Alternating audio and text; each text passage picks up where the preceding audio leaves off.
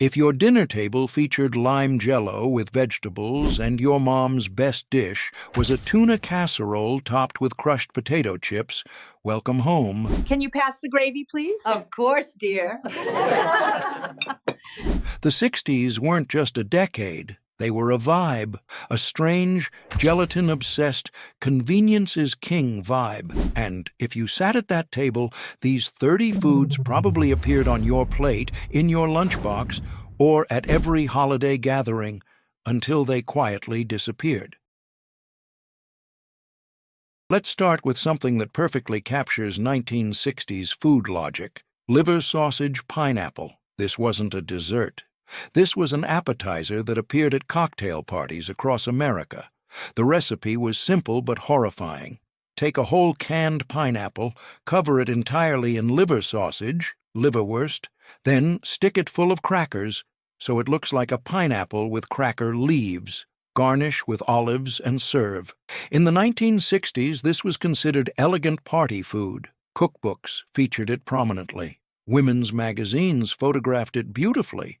The combination of sweet pineapple juice soaking into liver sausage was supposed to create a sophisticated flavor profile.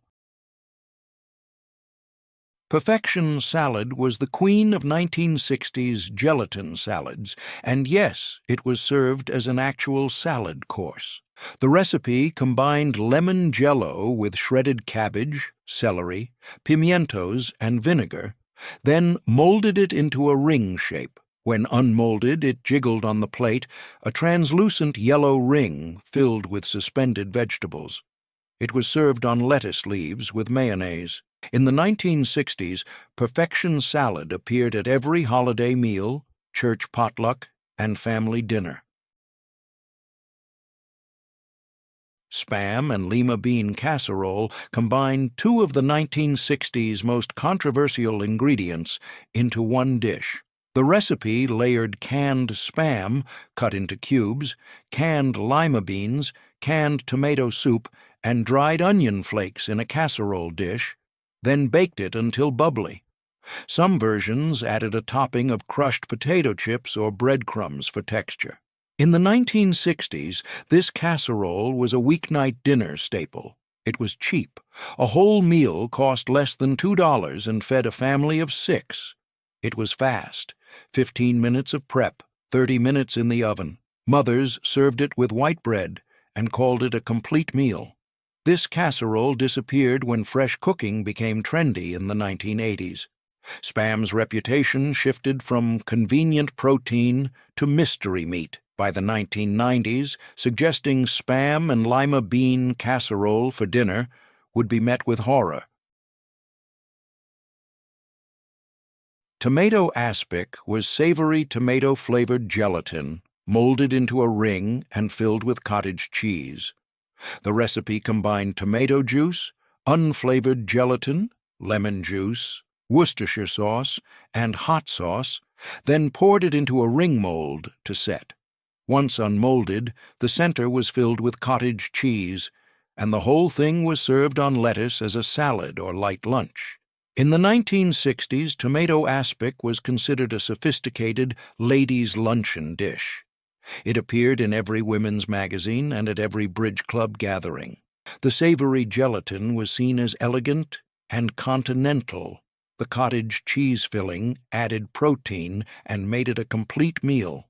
Tomato aspic disappeared because people realized that tomato juice doesn't need to be solid.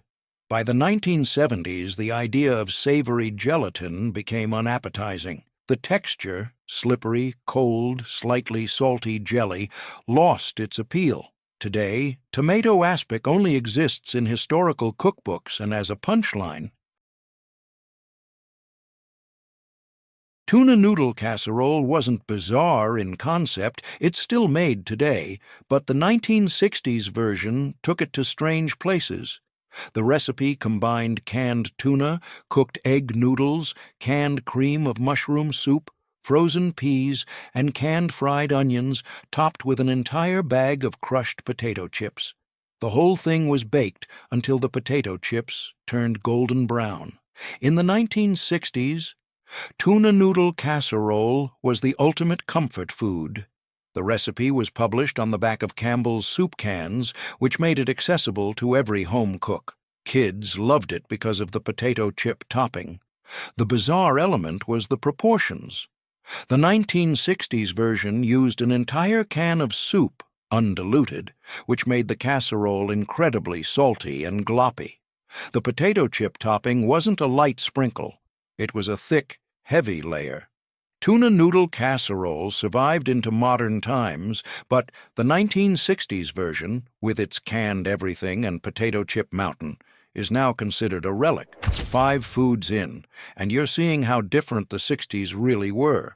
These weren't fringe meals. Millions ate them without question. But here's where it gets stranger. The next 5 reveal how the obsession with convenience, gelatin, and canned ingredients created combinations that defy all logic. The banana and mayonnaise sandwich was exactly what it sounds like: white bread, sliced bananas, and mayonnaise. That's it. No peanut butter, no honey, just mayonnaise and bananas. Some versions added lettuce, but the core combination was always banana and mayo. In the 1960s, this was a common lunch for both children and adults. Cookbooks featured it as a quick, nutritious sandwich option. The combination was promoted as providing protein from the mayonnaise's eggs and potassium from the banana. Mothers made it for school lunches. Office workers brought it to work. This sandwich disappeared when people realized that mayonnaise and fruit don't belong together. The texture, slippery mayo coating mushy banana, became unappetizing. By the 1980s, peanut butter and banana had completely replaced mayo and banana. Today, suggesting a banana and mayonnaise sandwich would be met with disgust. Crown roast of frankfurters was an attempt to make hot dogs fancy. The recipe stood hot dogs upright in a circle, secured them with toothpicks, filled the center with mashed potatoes or sauerkraut, and baked the whole thing until the hot dogs were browned. The result looked like a crown, hence the name. It was served as a main course at dinner parties.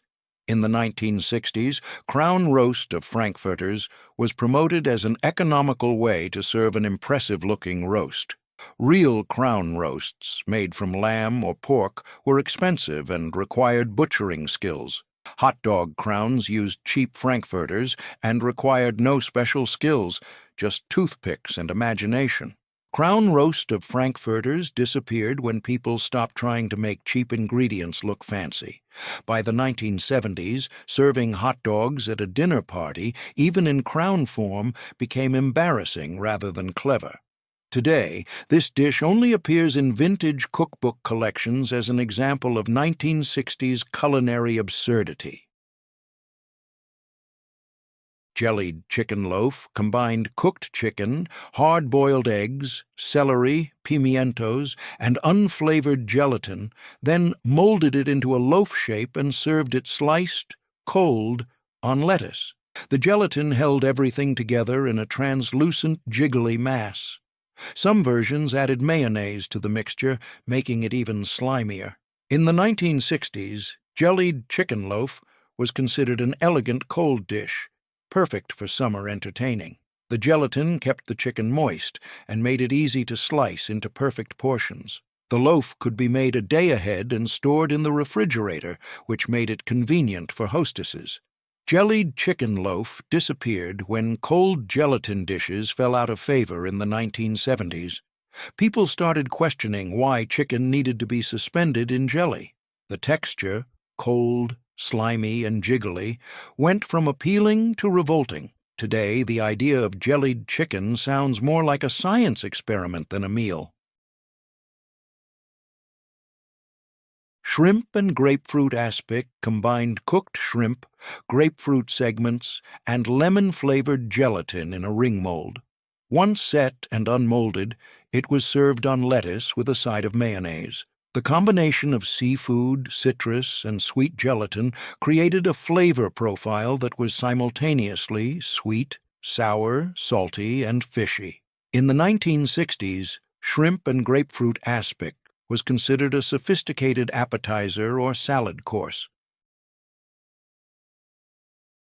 Ham and bananas hollandaise was a main course that combined baked ham slices, whole bananas wrapped in ham, and hollandaise sauce poured over everything.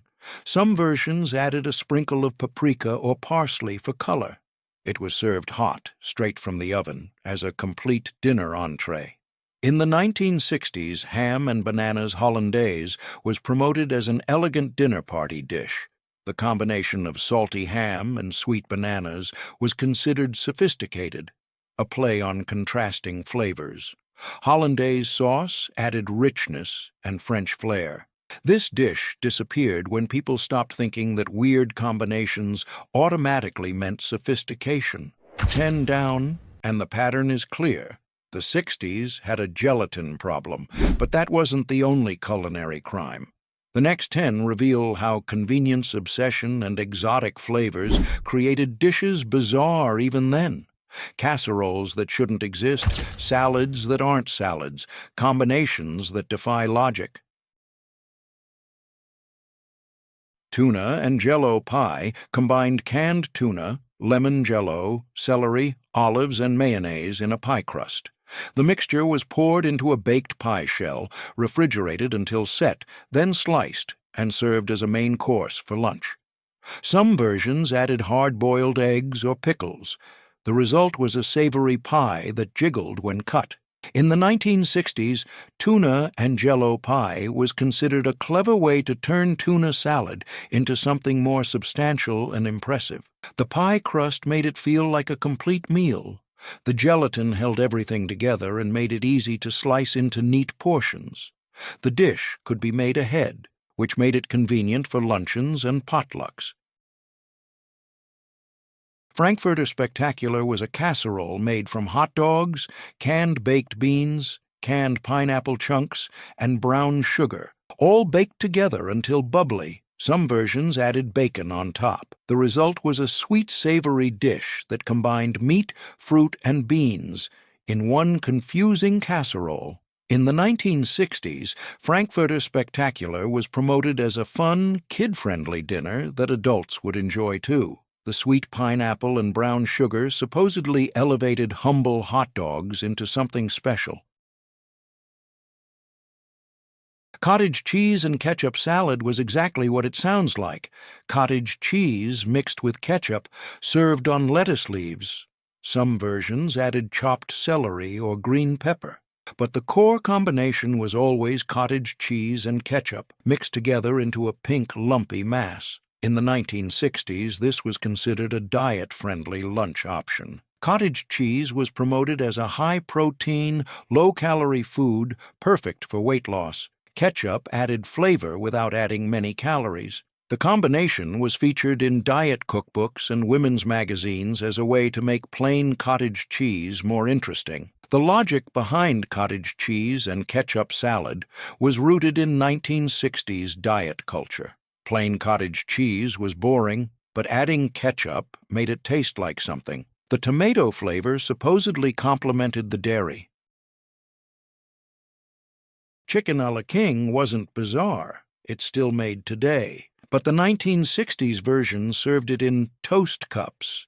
White bread pressed into muffin tins and toasted until crispy, then filled with creamed chicken. The toast cups would get soggy almost immediately, creating a mushy bread soup hybrid. In the 1960s, chicken a la king in toast cups was considered an elegant luncheon dish. The toast cups were seen as creative and impressive, a way to turn ordinary bread into edible serving vessels. The creamed chicken filling was rich and comforting. The appeal of toast cups was entirely visual. They looked impressive on the plate, little bread bowls filled with creamy chicken. The problem was practical. The toast cups couldn't hold liquid for more than 30 seconds before becoming soggy and falling apart. Toast cups disappeared when people realized that bread bowls need to be much thicker and sturdier to hold liquid fillings. By the 1980s, chicken a la king was served in puff pastry shells or over rice, anything but soggy white bread. Today, the idea of pressing white bread into muffin tins and calling it elegant seems absurd. Deviled ham and cream cheese pinwheels combined canned deviled ham, a spreadable meat paste, with cream cheese spread on white bread, rolled up, sliced into pinwheels, and served as appetizers.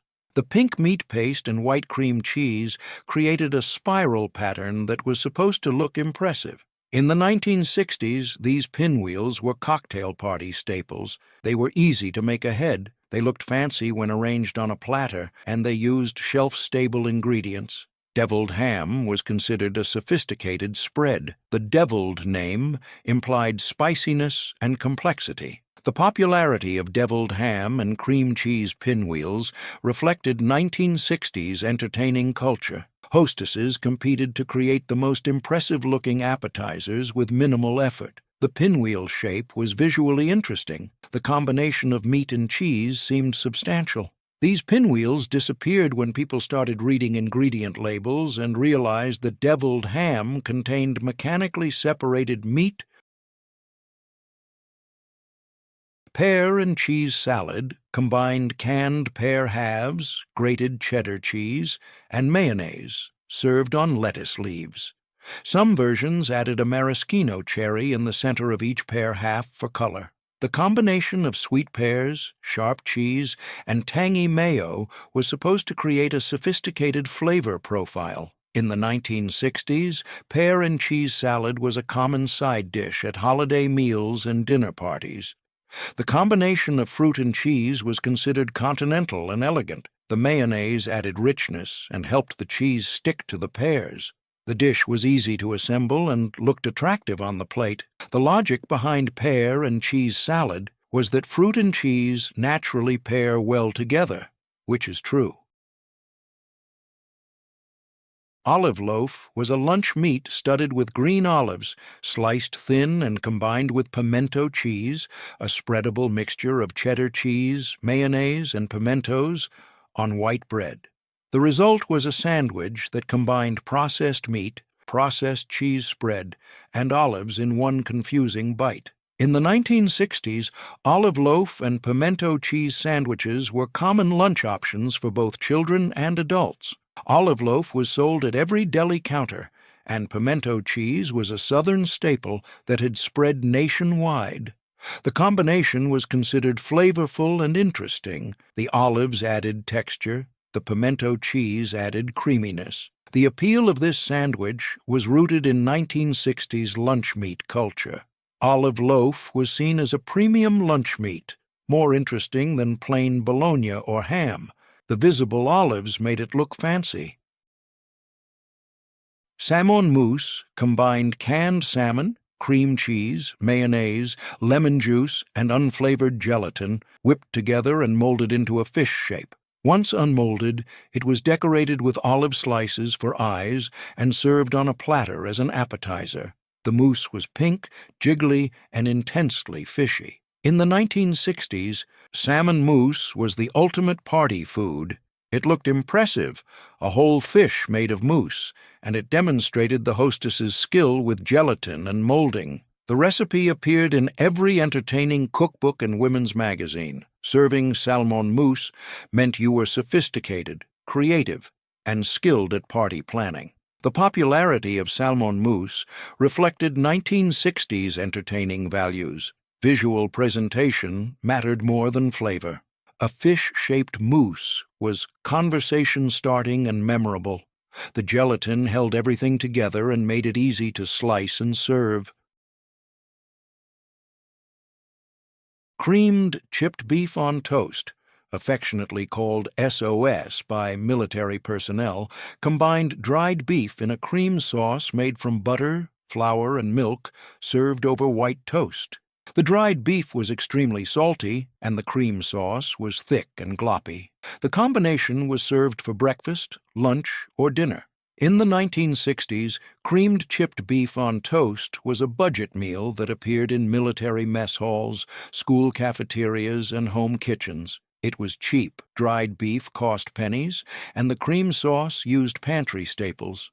It was filling and provided protein and carbohydrates. It was fast to make and could feed a crowd. The appeal of cream-chipped beef on toast was entirely practical. During World War II, it had been a military staple because dried beef was shelf-stable and easy to transport.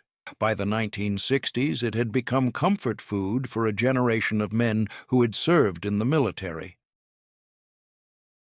The cheese and pineapple hedgehog was a party centerpiece made by sticking toothpicks loaded with cheese cubes and pineapple chunks, and guests would pull them out to eat the cheese and pineapple. In the 1960s, the cheese and pineapple hedgehog was the height of party sophistication. It appeared at cocktail parties, wedding receptions, and holiday gatherings. The hedgehog shape was whimsical and creative. The combination of cheese and pineapple was considered exotic and interesting. Hostesses competed to create the most impressive hedgehogs. The popularity of the cheese and pineapple hedgehog reflected 1960s party culture. Visual presentation was everything. A hedgehog centerpiece was memorable and conversation-starting. The interactive element, guests pulling out toothpicks, made it fun and engaging. Vienna sausage upside-down cake was a savory version of pineapple upside-down cake. The recipe arranged Vienna sausages, small canned sausages, in a cake pan with brown sugar and butter, topped them with cornbread batter, and baked until golden. When flipped over, the sausages were on top, glazed with caramelized brown sugar. In the 1960s, Vienna sausage upside-down cake was promoted as a creative dinner option. The recipe appeared in women's magazines as a way to make canned sausages more interesting. The brown sugar glaze added sweetness that supposedly balanced the salty sausages. The cornbread base made it feel like a complete meal. The logic behind Vienna sausage upside-down cake was that sweet and savory combinations were sophisticated. Pineapple upside-down cake was popular, so why not make a savory version? Vienna sausages were cheap and shelf-stable. Cornbread mix was fast and easy. This dish disappeared almost immediately because people realized that sausages don't need to be caramelized with brown sugar. The texture, soft sausages on spongy cornbread, was unappetizing. The flavor, sweet and meaty, was confusing and unpleasant. Kidney bean and tuna salad combined canned kidney beans, canned tuna, chopped celery, and mayonnaise, served on lettuce leaves. Some versions added hard-boiled eggs or pickles. The result was a protein-heavy salad that was simultaneously fishy, beany, and mayo-heavy. In the 1960s, kidney bean and tuna salad was considered a nutritious, budget-friendly lunch option. Both kidney beans and tuna were promoted as high-protein foods. The combination provided complete protein and was filling enough to be a meal. The recipe appeared in diet cookbooks as a healthy, low-calorie option. The appeal of kidney bean and tuna salad was entirely practical. It was cheap. Canned beans and canned tuna cost pennies. It was fast. Just open cans and mix. It was shelf-stable. You could make it any time without shopping. The fact that beans and tuna don't particularly taste good together didn't matter. It was nutritious and economical. Prune whip was a dessert made from stewed prunes, beaten egg whites, sugar, and lemon juice, whipped together until fluffy and served cold. The result was a light, airy dessert that tasted like prunes but had the texture of mousse. It was served with whipped cream or custard sauce. In the 1960s, prune whip was considered a sophisticated European-style dessert. Prunes were seen as elegant and refined, not the digestive aid they're associated with today. The whipped egg whites made the dessert light and airy, which was considered modern and healthful. The popularity of prune whip reflected 1960s ideas about health and sophistication. Prunes were promoted as nutritious and high in fiber. Whipping them with egg whites made them feel fancy and French-inspired. The dessert was low in fat and sugar compared to cakes and pies. Prune whip disappeared when prunes became associated with old age and digestive problems. By the 1980s, nobody wanted to serve a prune dessert at a dinner party. The texture, fluffy but with bits of prune, was unappetizing.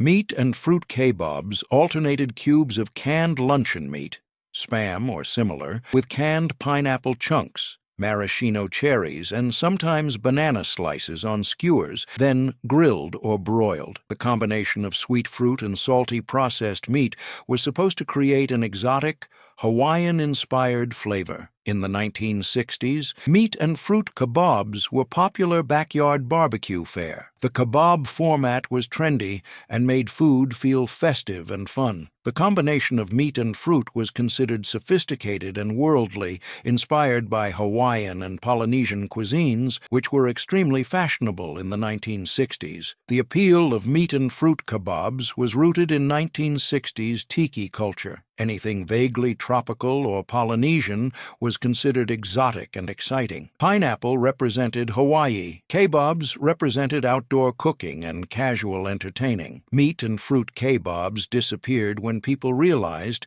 that canned luncheon meat and fruit don't belong together. Stuffed with pimento cheese and olives, combined celery stalks, filled with pimento cheese spread, and topped with olive slices.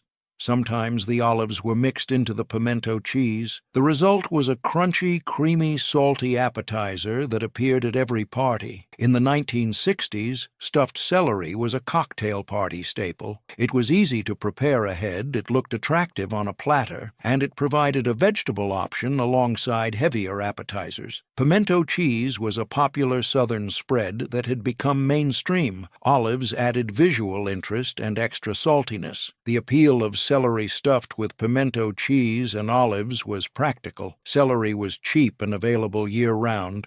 Pimento cheese was easy to make or buy. Olives added sophistication. The combination was crunchy, creamy, and salty, all appealing textures and flavors. This appetizer didn't disappear. It's still made today. But the 1960s version used significantly more pimento cheese and olives than modern versions. The celery was more of a vehicle than a feature. Chicken and banana croquettes combined ground-cooked chicken with mashed bananas, formed into patties, breaded, and fried. Some versions added curry powder or coconut. The result was a savory sweet croquette that tasted like chicken and banana in every bite. In the 1960s, chicken and banana croquettes were promoted as an exotic, international-inspired dish. The combination of chicken and banana was supposed to evoke Caribbean or African cuisines. The curry powder added exotic flavor. The fried exterior made them feel indulgent and special. The logic behind chicken and banana croquettes was that combining unexpected ingredients showed culinary sophistication. Bananas were tropical and interesting. Chicken was familiar and safe. Together, they represented adventurous eating without being too scary. The flavor, savory chicken and sweet banana, didn't work. Liver pâté and grape jelly canapés combined liver pâté spread on crackers and topped with a dollop of grape jelly. The combination of rich, savory liver and sweet grape jelly was supposed to create a sophisticated flavor profile. These canapés appeared at cocktail parties as elegant appetizers. In the 1960s, liver pâté was considered luxurious and continental. Serving it showed sophistication and worldliness. Adding grape jelly was a twist that made it uniquely American, a fusion of European elegance and American convenience. The sweet-savory combination was trendy and considered creative. The appeal of liver pâté and grape jelly canapés was rooted in 1960s entertaining culture. Hostesses wanted to serve something memorable and conversation-starting. Liver pâté was fancy, but plain pâté was boring. Adding grape jelly made it interesting and unexpected. The bright purple jelly also made the canapés visually striking. These canapés disappeared when people stopped thinking that adding jelly to everything made it sophisticated. The combination of liver and grape jelly became a joke rather than a delicacy. Tongue and raisin sauce was exactly what it sounds like. Beef tongue, boiled, peeled, and sliced, served with a sweet raisin sauce made from brown sugar, vinegar, and raisins. The tongue was served hot, with the sauce poured over it as a main course for dinner. In the 1960s, beef tongue was a common and economical cut of meat. It appeared in butcher shops and on dinner tables regularly. The raisin sauce was supposed to complement the rich, beefy flavor of the tongue with sweetness and acidity. The dish was considered old-fashioned, but respectable. The popularity of tongue and raisin sauce reflected older culinary traditions that were still hanging on in the 1960s. Tongue had been a staple in American cooking since the 19th century. The raisin sauce was a Victorian holdover. Sweet sauces for meat were common in the 1800s. Tongue and raisin sauce disappeared when younger generations rejected organ meats entirely. Today, beef tongue is rarely seen outside of ethnic markets and specialty restaurants. Asparagus and cheese gelatin ring combined canned asparagus spears, grated cheese, and lemon gelatin in a ring mold. Once set and unmolded, it was served on lettuce as a salad course. The combination of vegetables, cheese, and sweet gelatin created a flavor profile that was confusing and unpleasant. In the 1960s, this was considered an elegant side dish for dinner parties. The ring shape was impressive. The green asparagus looked attractive, suspended in yellow gelatin, and the cheese added protein. It could be made a day ahead, which made it convenient for entertaining. The logic behind asparagus and cheese gelatin ring was that gelatin could unite any ingredients into a cohesive dish. Asparagus was sophisticated. Cheese was substantial. Gelatin made everything modern and scientific. The ring mold presentation made it look impressive and professional. This dish disappeared along with all gelatin salads in the 1970s. The texture, rubbery asparagus and grated cheese and sweet jelly, was unappetizing. The flavor, vegetable, dairy, and sweet, didn't work together. 30 foods. Every single one was normal in the 1960s. Every single one would be considered bizarre today. And every single one tells us something important about how dramatically American food culture has changed. The 1960s were a transitional decade for American cooking. Traditional recipes from the 1800s and early 1900s were still being made, but they were competing with new convenience foods, processed ingredients, and ideas about modern cooking. The result was a culinary landscape that combined old-fashioned techniques with new ingredients in ways that often made no sense. Gelatin became the solution to every problem. Canned ingredients were seen as modern and sophisticated. Sweet and savory combinations were considered worldly and exotic. Visual presentation mattered more than flavor. Convenience trumped tradition. These values created the bizarre foods we've explored.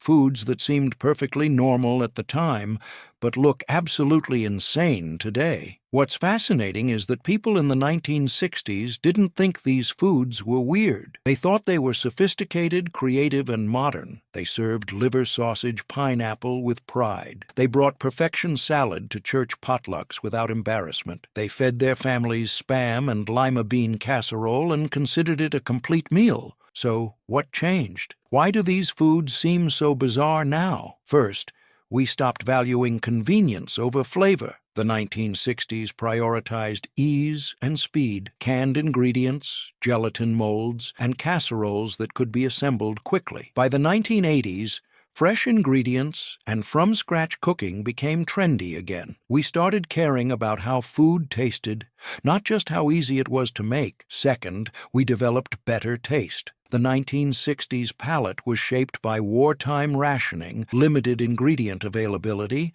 and processed food marketing. But these foods deserve to be remembered, not because they were good, most of them weren't, but because they tell the story of how American food culture evolved, how our tastes changed, and how dramatically our relationship with food has shifted over the past 60 years. The 1960s were bizarre. The food was even more bizarre.